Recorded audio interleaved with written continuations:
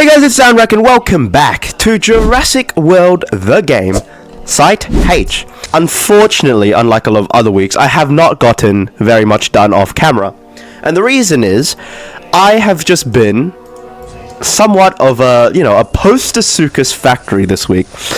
And I'll show you what I mean. If you take a look at my post-Suchus enclosure, we currently have a level 40, but a level 11, these two evolving right here, these two, and I'm hatching more, and I've hatched so many pairs of post-Suchus this past week. It feels like I've got at least maybe 10 or something. Like there's some more even in here, right? So let's start off by collecting them, and I'll explain why. I'm pretty sure I mentioned this in the last episode, but it has to do with the collector's exchange, which is very interesting. As we place down these guys, and obviously in our evolution chamber, it's post-Suchus. And that's not going to be finished, so we're gonna have to hurry that up in this episode. So basically, what's been happening is in the collector's exchange at the moment, there is a trade, and I'll show you this later, that allows you to trade 3 level 20 post-Suchuses for a Utaranus. Now, would I ever tell any of you guys to do this? No, because the truth is, Utaranus is something that you can get for free from just doing battle stages. You can get the Utaranus. You do not need to trade all of these post-Suchuses. The DNA is not worth it because you have to pay 6, and the Utaranus does not cost that much. However, I am a fan of how it looks. It's the only reason why I'm doing this. I like the way the Utaranus looks. Fight me, okay? Like it doesn't have to be practical for you to go for it.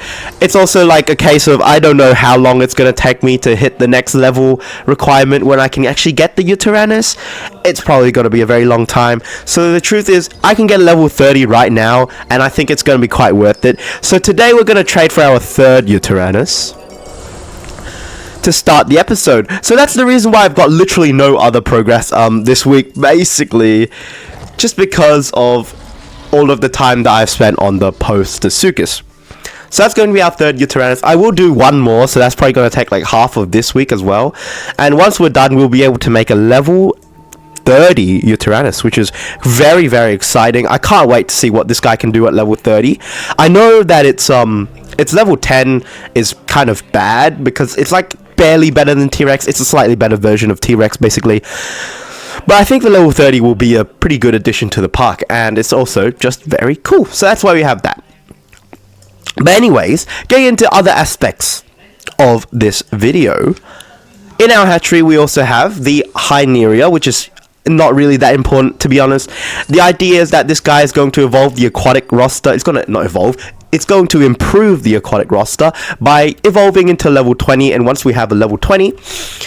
it should be quite nice. Basically, another addition, something to play behind my VIPs.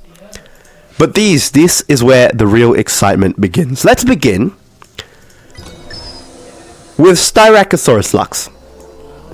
Styracosaurus Lux is a very good herbivore. In fact, I would say that this is one of my favorite herbivores, simply because it has so much attack. Even at level 10, it is already a very useful sweeper. I play this thing to like kill a pterosaur in the middle of the battle. It'll go second. Like I'll have my amphibian in first, and then the pterosaur will come in. I'll kill it with Styracosaurus Lux, and then we can easily finish with another amphibian. So that's basically how I've been using this guy, and right now it's kind of starting to fall off, to be honest. So I'm very glad I have another one, and it's definitely going to be one of the things we're going to be evolving today. But I have more to show you. The next is the Sinosauropteryx, which is a flock and is going to be another useful addition. We're getting this guy to level 10. I don't plan on evolving these because I need as many flocks as I can before I actually start doing so. Perhaps when I reach 10 flocks I start evolving. We're not exactly sure about that just yet. And finally, this is the thing that we've all been waiting for this week. The GORGOSUCHUS. Now this is from the tournament, obviously. I won this tournament on the very last day, and it was a very close run thing. I think I needed 1,200 cups on the last day. We managed to do it. GORGOSUCHUS, welcome to the park. It is a legendary hybrid, and we have 2 of them. And at level 1, it's already a monster. 1,667 health, 426 attack. It's already useful at level 1.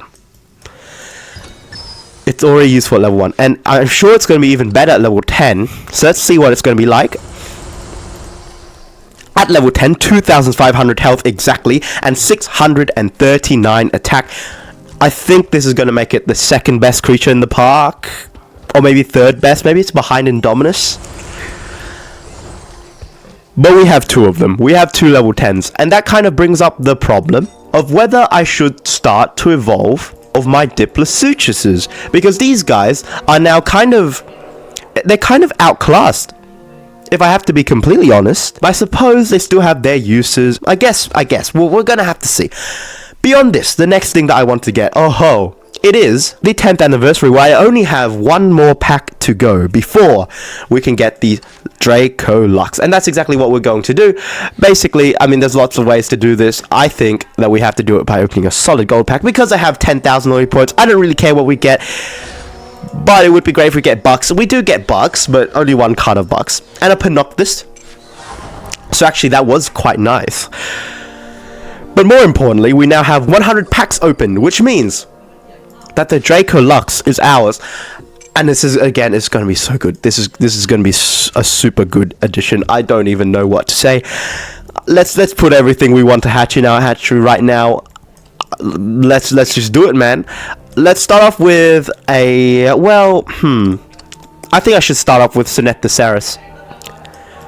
Sinethosaurus, something I can make a level 30 of eventually. It will help the Cenozoic Park.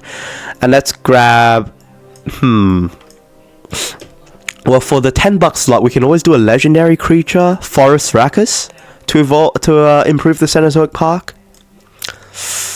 Diprotodon, Ichthyostega, and Dressarchus. There's lots of options. I think what I'm going to do is actually skip those, and we are going to go for the second Big ET, so that we can make a level 20 Big ET. Because even though Big ET is kind of rubbish, I think it's still important that we make the level 20, so it's a little bit less rubbish. In the third slot, we are going to have, of course, Dracolux is going to go in here. I can fill up 2 more slots, and what I'm thinking about doing is whether I should put 2 Uterannuses in them, so that we can make a level 40 or level 20 Uterannus next week. And I think maybe that's a good place. So let's do that. Let's put in 2 Uterannuses. Make sure to, comment down below what you think I should hatch, because right now I'm kind of at a loss for my market. It's kind of full of legendary creatures. I'm not sure what I should do. Kentrosaurus, I also unlocked this guy from the Clash of Titans, so we can actually get a Kentrosaurus. But we're going to hatch 2 Uterannuses because there you are. So that's two Uterannuses. So there we go. Level 20 coming up next week, as well as this guy, which is very exciting. I cannot wait for that. And let's get into the evolution chamber, where we are going to quickly get this level 20 Styracosaurus Lux. And it looks like Styracosaurus Lux wants to be level 22. Let's see what it's going to be like. At level 11, 626 health, 388 attack. And at level 20, 827 health and 513 attack. So it's not amazing, but it's going to do its job. And I think that's exactly what we need. So I think that is kind of it for our new developments, to be completely honest. We got our 2 Gorgosuchuses. I think what I want to do is this one, the T-Rex Escape, today. And look at that, the Gorgosuchus. It's the 3rd strongest thing in my park. Of course, Metrophodon is better, no doubt about it. Indominus is even Indominus is better. So, but it is the 3rd strongest thing in the park, and we have 2 of them. Unfortunately, I don't think I'm going to debut it today, because I kind of do want to do the tournament after with it. So let's actually use Diplosuchus in this one. I think Diplosuchus can easily take down this T-Rex Gen 2. As a matter of fact, Diplosuchus actually has more attack. So in this case, it is more useful when it comes to doing this. So let's beat this T-Rex down. What can you even do, really? Oh, it goes for 2, wow. It's gone aggressive, so we can just destroy it on this turn. Diplosuchus has heaps of attack. I'm sure Gorgosuchus would still be able to do this, but see, it kind of shows that even though Gorgosuchus is very strong, the level 10 Diplosuchuses still have their uses, and they are valuable in our park, I guess. Oh, 305. Oh, we have to get this. We kind of have to get this. Alright, all I need to do is get one perfect. There we go. How much DNA are we going to get from that? 390. It's kind of amazing. I won't lie. That was really nice. And it is going to take us to 654 SDNA. We're very close to another Diplosuchus, which would be very, very nice. And I'll definitely get that if I can. And here comes the final battle against the Rexy. Are we going to use another Diplosuchus? You know what I think we might do? I'm kind of tempted to do this. Do you think that a Sinosauropteryx can take on a Rexy and win? Let's find out. Let's find out. So we've done this with Diplosuchus. Diplosuchus against these guys, it's not really anything special, right? Let us see if Sinosauropteryx can do it. I think so, because it has lots of attack. I think it should be able to kill Rexy in like 6 turns or something. So I'm quite confident in its ability to. But let's see. Let's see how this goes. So if Rexy goes for 2 here, that's the ideal. Nothing. We're going to go for reserves. And now it has 4. So if Rexy goes for 4 here, we are very much chilling. So I think we've won. I think Sinosauropteryx has actually soloed a Rexy. We did kill it in 6. So we do a lot of extra damage. But yeah, look at that. It just goes to show the power of Flux, right? Level 10, Sinosauropteryx has just killed a level 40 Rexy. I think it was higher than level 40 even. And that's just quite unbelievable if you ask me. And for our hard work, we get rewarded with a regular T-Rex. Yep. Definitely what I wanted. And not Rexy or T-Rex Gen 2. Regular T-Rex for you. Sorry guys, my webcam broke for a little bit. I don't know how long it went for. But I know that I looked really stupid with it broken. So, yeah, I don't know about that. But yeah, I mean, I actually don't think there is much more we want to do unless I want to, speed up some things. That is a very actually, I wouldn't mind taking that trade, which is a little bit horrendous of me. So actually, before we go, I think let's try and see if we can do some missions. So 5 discovery dig sites is this mission, and I don't think I've actually even touched that. That is actually quite unfortunate. I'm actually meant to. Well, that sucks. That really does. Discovery dig site. Let's get some more of you. It takes up so much space, and you kind of have to do it though. But just because eventually I do want to be level 99, maybe at the very end when I'm about to quit. That's where I'd like to be. So expand some of this. Get more space. Is a sauna. Also an update is I've actually leveled up my boss creatures. So. Okay, the advice is don't do this unless you have 3. However, I have disregarded my own advice and a lot of other people's advice, but just because I don't care, man.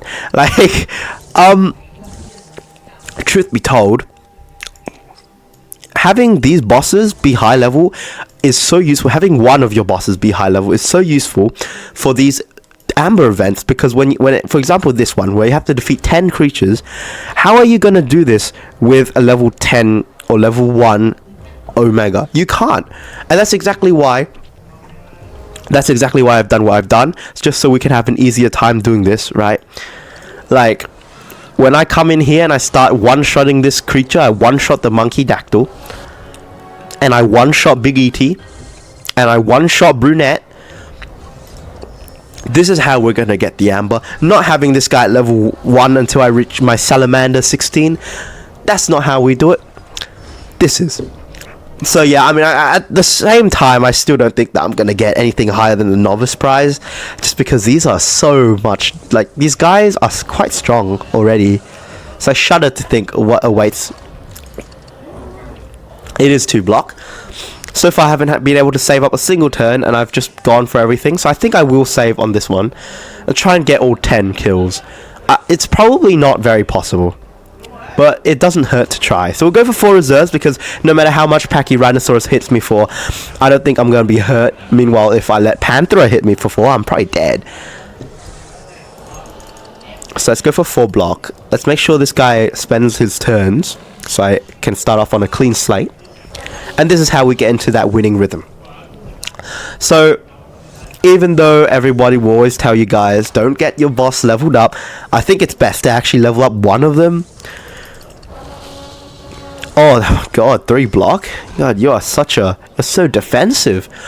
It's actually best to level up one of them so you can do these. Just in case you need extra content, obviously. And also, because, like, it's actually a very good source of amber and good source of other... Is there other resources in this anymore? Actually, remember there was a point where you could win, like, platinum rewards packs? This is so annoying! Die! Die already! Ah, this time you went for 2 blocks. Screw you. And here we go, novice prize. Now we just need to kill 3 more things, so please go for 5. Otherwise... Why are you so annoying?